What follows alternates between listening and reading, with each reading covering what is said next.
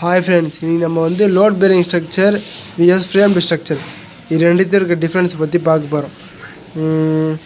இந்த load bearing structure framed ஸ்ட்ரக்சரை பற்றி நம்ம ஒரு சின்ன தொகுப்பாக இதில் பார்த்துடலாம்.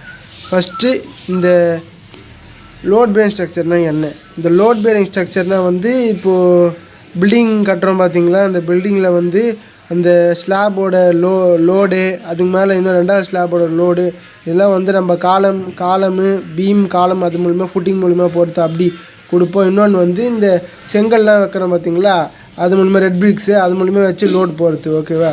இந்த லோட் பேரிங் ஸ்ட்ரக்சர்னால் இந்த ரெட் பிரிக்ஸை வச்சு இந்த செங்கலை வச்சு அது மூலிமா பில்டிங் லோடு வந்து கிரவுண்டுக்கு போகிறது, அதுதான் லோட் பேரிங் ஸ்ட்ரக்சர்.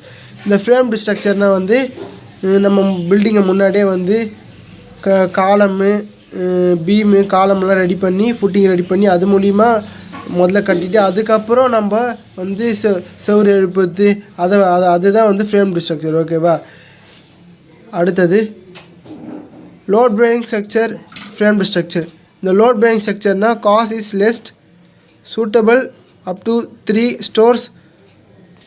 அதாவது இந்த லோட் பேரிங் ஸ்ட்ரக்சர் வந்து காசு வந்து அவ்வளோ ரொம்ப இந்த பீம் காலம்லாம் போட்டு அவ்வளோவா செலவாகாது.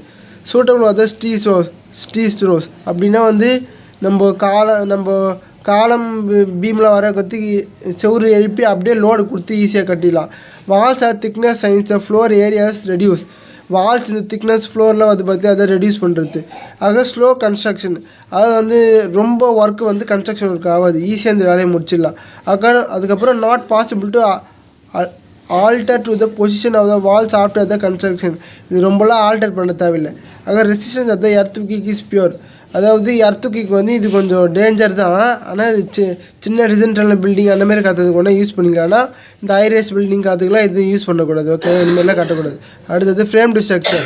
Cost is more suitable for any number stores. Cost வந்து இது கொஞ்சம் அதிகம் தான். Suitable for any number of stores, அதாவது நிறைய காலமும் கட்டலாம், நிறைய காலம் பீம் போட்டு இதை கட்டலாம். ஓகேவா? Walls are thinner are since more floor area available use. Walls எல்லாத்துலேயும் இது வச்சு கட்டுவாங்க, பீம் கட்டுவாங்க. ஓகேவா? ஸ்பீட் கன்ஸ்ட்ரக்ஷன், இது ஸ்பீடாகவும் கன்ஸ்ட்ரக்ஷன் பண்ணுவாங்க, ஈஸியாக டக்குன்னு வேலையை முடிச்சிடலாம். Position walls may be change necessary. Position வாலை வந்து நம்ம அந்த இடத்த எதுவுமே கட்டிக்கலாம், ஆனால் சேஞ்ச் பண்ண முடியாது. ஓகேவா? Resistant to the earthquake force is good.